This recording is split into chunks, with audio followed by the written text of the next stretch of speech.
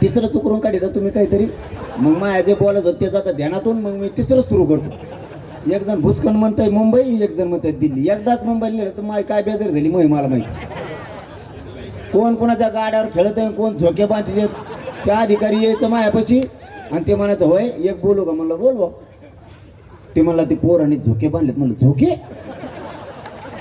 म्हणलं इथं कुठं मुंबईत झाडं आहेत बा. ते म्हणला नाही ना पुलालाच बांधलेत. मला मग खेळून दे. ते रेल्वेचा एक मोठा अधिकारी आला. कोण कोण होता, लाल जरत होता, चप्पाडून तीन त्याची अशी बसला आणि म्हणला मला बोलायचं. मी रग घेऊन झोपलो होतो. माझ्या पोटात कस तरी व्हायला लागलो तो पुशानामुळं. ते असं दोन पायावर असं हातावरून पायावर बसलो. माझ्या कानापाशी म्हणतो उलशी बोलू का. हिंदीत शेंगा आणत होतं बरं कधी. म्हणलं हिंदीत बोलणार असला खाली जाय, मराठीत बोलणार असला थांब. मी काय बोललो तुला मेळ लागायचा नाही, पुन्हा लफडं लांबून. त्यो म्हणला रेल्वे स्टेशनवर पोर आहेत आमच्या. मी सेंट्रल गव्हर्नमेंटचा माणूस आहे, राज्याच्या अधिकारात मी नाहीये. मी महाराष्ट्राचा बॉस आहे. खा म्हणा, झोपा म्हणा, आराम करा, पोरांना फक्त एक काम बंद करा. म्हणलं काय. ते म्हणे हे पोट्टे काय करते म्हणे तुमचे, एकामेका शर्टाला धरतात म्हणे अशी आणि लांब लोचक लाईन करते. आणि त्याच्यामध्ये आमचा एक कर्मचारी घालते तर म्हणते रेल्वे पाठ बे. सगळं रेल्वे स्थानक बेजार झालं म्हणून कोणाचंच ऐकत नाही. ते दोन म्हातारे दारात बसलेत. म्हणले रात झाली ती उठतच नाही. एकदाच मुंबईला गेले, शपथ सांगतो तुम्हाला खोटं बोलत नाही. ते पोलिसाचा गाडा असतो ना तो पळवतो. मला पहिल्यांदा माहिती झालं होता चाका होत असतात म्हणून. ते म्हणायचे आमच्या गाड्या घेऊन पळत येत. म्हणलं ते पळवतच कस काय पण. ते म्हणले त्याला चाक असतात. म्हणलं काय पोटते त्या रे. नुसते मराठे मुंबईत घुसले तर अर्धे मंत्री मुंबईच्या बाहेर होते हो. मला वाटतं सावरगाव मध्ये काय कुठं तरी सांगितलंय, मुंबईतले अर्धे मंत्री गेले होते. मी परवा सांगितलं. यांच्यात अंतर्गत ठरलं होतं. अजितदादा, शिंदे साहेब आणि फडणवीस साहेब हयात नसणाऱ्या माणसाबद्दल माणसाने कधी खोटं बोलू नाही. दादा समजा आपल्यात नाहीये. यांच्यात ठरलं होतं की दौरे सगळे रद्द, कोणीच दौऱ्यावर जायचं नाही. सगळ्या मंत्र्यांनी मुंबईत आंदोलन आहे तोवर मराठ्याचं थांबायचं. यांचं ठरलेलं अंतर्गत. मला झालं माहीत मायरोबी मराठ्याचे मंत्री आमदार प्रेम करणार येतं हो ना. ते हळूच सांगत आमचं असं असं ठरलं. म्हणलं ओके तू गप्प बसा, तू नाव नाही घ्या. मला सांगणारे फक्त म्हणजे तो पाय पडतो, नाव घेऊ नको नाही तर लयच वाजत आहे. अधिकारी माझ्यावर माया करतात कारण मी त्यांच्या लेकरा बाळासाठी लढतोय. तेही काय ठरलं हळूच सांगतो. यांचं ठरलं मुंबईच्या बाहेर जायचं नाही. पण मराठ्याचा पोराचा अवतार बघितला. फडणवीस 11 वाजता नागपूर. शिंदे साहेब आले. म्हणले फडणवीस साहेब कुठे गेले. ते म्हणले नागपूर. ते म्हणले दौरे तर कोणाच येत नाहीत, नागपूरला काय गेले. ते म्हणले काय माहिती अंतर्गत काही असण्याची शक्यता आहे. ठीक आहे म्हणले. ते म्हणले मी चाललो मग दरेगावला. शिंदे साहेब फरार.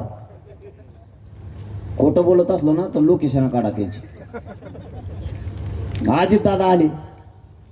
अरे ते म्हणले फडणवीस साहेब एकनाथ शिंदे साहेब कुठे. ते म्हणले ते गेले दरेगावला नागपूरला. आणि ते म्हणले मला रट्टे काल ठेवलं काय एकट्याने दे. मी बी चाललो म्हणले मग तिकडे पुण्याला. सगळेच बाहेर. बावनकुळ्या मराठ्याचा नाद करू नको. तुला गाडी सुद्धा बसून द्यायचं रे मराठी. तुला हुरळ कळत नसेल हुरळ कशाला म्हणते. हे का मागा लागला ना तुला कास सुद्धा खाली नाही करून द्यायची. गल्लीतून सुद्धा पळायला जागा नाही. पुन्हा नादी लागू नको बर का. चूक सुधरे हो. माझ्या समाजाच्या लेकरा बाळाचं वाटोळं करायचा अधिकार तुला नाहीये. सावध होय. इतका पापी वागू नको. पातक तुझ्या डोक्यावर घेऊ नको बावनकुळ्या. माझ्या समाजानं लय खस्ता खाल्ला त्या जगासाठी.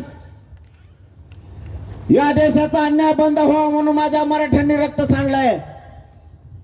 मराठ्यांची जात सोपी नाही. अफगाणिस्तानापर्यंत हानीत हानीत गेलेली आहे. इतके हानीत होते, हाणायचं संपलं तरी हानीतच होते. पुढे गेल्यावर त्यांना कोणतरी म्हणलं इकडे अफगाणिस्तान लागले, मग पानिपतला येऊन हरियाणाला थांबले. म्हणले जर माघारी आले तर पुन्हा एकदा कुटू. तिथंच राहिले. ते आपलेच भाव आहेत ते महाराष्ट्रातले. तू आमचा नाद नको करू. तू 52 कुळात येते, कुळच नाही जगात. आम्ही 96 कुळाचे लोक आहेत. तू सुधार. फटक्यात जर सापडा ना, लय कुंभा लागतो यांचा. डोकं ठेप्या ठेवून काम कर. मराठ्यांचं वाटळ होऊ देऊ नका. जातीचा उपकार मानायचा शिका. समाजाचा उपकार कधीच विसरायचा नाही. पुढच्या काळात कायम एकजूट राहायचं.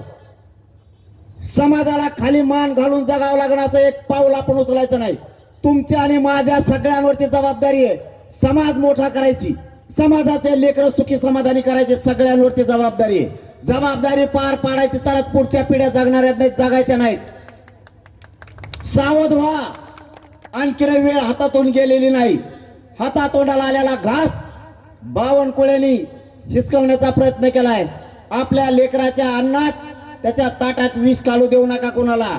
समाज मोठा माना आणि 29 ऑगस्टची तयारी जोरदार करा. एकाही मराठ्याने घरी राहायचं नाही. मी तिथं जीवाची बाजी लावून लढणार आहे. वेळेप्रसंगी मरण आलं तरी पत्करायला तयार आहे. समाजापेक्षा मोठं मला कोणी नाहीये. समाज मी प्रथम मानलेला आहे. फक्त तुमच्यावरती जबाबदारी. आजपासून सगळ्यांनी पुरा महाराष्ट्र जागा करायचा. आपण आपले मोबाईल चालवायचे, सगळ्या पोस्ट सोडायच्या आणि जेवढे फोन नंबर तुमच्याजवळ आहेत तेवढ्या पाहुण्या रावळ्यांना राज्यातल्या सांगायचं, आंतरवालीला एक दिवस का होईना आंदोलनाला फक्त भेट द्यायला जा. मग मी बघतोय कसं काय देत नाहीत. आपण आता यावेळेस पूर्ण ताकदीने तयारी केली. राज्याची पण तयारी झाली. आता आम्हाला ही तुमची लाट बघून विदर्भातून फोन यायला लागले. आम्ही कुणबी आहेत, आम्हाला आरक्षण आहेत, पण या आमच्या. आम्ही तुमच्या मराठ्यांच्या लेकरा बाळासाठी रडायला तयार आहेत. याला म्हणतात मराठ्यांची ताकद आणि जिजाऊंच्या छत्रपतींच्या विचार. लेकर आणि जात संकटात सापडल्याच्या नंतर कसं धावून जायचं ना, हे मराठ्याकडून शिकाव. त्यासाठी आपल्या मराठ्यांच्या नेत्यावर बी ध्यान ठेवा. कोण कोण येत नाही, कोण घरी राहतो त्या टायमाला मला सांगा फक्त. मी बरोबर कार्यक्रम लावतो त्याचा, लय जणांचा लावलाय मी. बारीक लक्ष ठेवायचं, येतोय का नाही.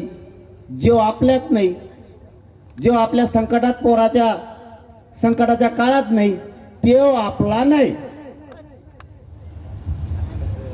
जेव आपल्यात आहे त्याच्या पाठीशी खंबीर राज्यातल्या मराठ्यांनी उभा राहत जायचं. त्याला उघडं पडू द्यायचं नाही. कोणी पण असू दे, पक्ष भिक्ष आपल्याला काय देणं घेणं नाही कोणाचं. जात, मराठा जातच आपल्यासाठी पक्ष आहे. जगाच्या पाठीवर एवढा मोठा बलाढ्य मराठा समाज, याच्यापेक्षा पक्ष मोठा पाहिजे कोणचा. फक्त उद्यापासून तयारी करा. एकाने सुद्धा शांत बसायचं नाही. गावोगावी जाऊन बैठका घेऊन घराघरातल्या मराठ्यांना सांगायचं आणि आंदोलन मात्र शांततेत करायचं. कुणी जाळपोळ दगडफेक करायची नाही. शांततेत. नुसते मराठे शांततेतच मुंबईत आलती. एका झटक्याच JR झाला. आता काहीच राहिलं नाही, फक्त अंमलबजावण्या करून घ्यायच्या सगळ्या. सगळ्यांनी मात्र आजपासून कामाला लागा. समाजाची जबाबदारी तुमच्या पण खांद्यावरती आहे. कधी काळी एखाद्या वेळेस मी आसन नसन, कारण शेवटी शरीर आहे आणि मी लई टोकाचं उपोषण करतो. समाजाला उघड्यावर पडून देऊ नका माझ्या. मी तुमच्या चरणाला हात लावून सांगतो, तुमच्या पाया पडून सांगतो, माझा समाज खूप क्षत्रिय आहे, खूप लोकांसाठी लढला आहे. समाजाने खूप कष्ट केले. समाजाचे सोन्यासारखे लेकरं उघड्यावर पडू देऊ नका. समाजाच्या पाठीशी फक्त उभा राहायचं. समाजाच्या लिकी बाळीला, लेकरा बाळाला एकटं पडू दे जाऊ नका. कारण मी कधी हाईन कधी नाही अशी परिस्थिती माझी शरीराची झालेली आहे. सारखे सारखे उपोषण करून करून मला चालण्यापासूनचा त्रास आहे, झोपण्यापर्यंतचा त्रास आहे. मला दिवसातून एखादं जेवण जातं नाही तर जात पण नाही. मी सत्य हकीकत माझ्या समाजासमोर मांडणार आहे. कधी समाजाला अर्धवट सोडत जाऊ नका. समाजाकडून काही अडचणी जर तुमच्या कानावरती आल्या तर जबाबदारी खांद्यावर ठेवत जा. समाजाचे सोन्यासारखे लेकरं उघड्यावरती पडून देऊ नका. समाज वाचवायचा आणि समाज मोठा करायचा, यासाठी सगळ्यांनी एकमेकाला मदत सहकार्य पण करत जायचं आणि समाज हळूहळू आपल्याला उंचीवरती न्यायचा. समाजाने जी प्रतिष्ठा कमवलेली ती प्रतिष्ठा कधीच आपण कमी होऊ द्यायची नाही, ही आपल्या खांद्यावरती जबाबदारी. आणि सगळ्यांनी 29 ऑगस्टच्या आंदोलनाची सगळ्यांनी तयारी करा. जिल्हा आणि राज्यभर सांगा मला आता पुढेही कार्यक्रमासाठी जायचं आहे. तुम्ही इतक्या ताकदीने जमलात, खरंच तुमचा मनापासून मी नतमस्तक आहे. मराठा समाज तुमचा उपकार कधीच विसरणार नाही. धन्यवाद.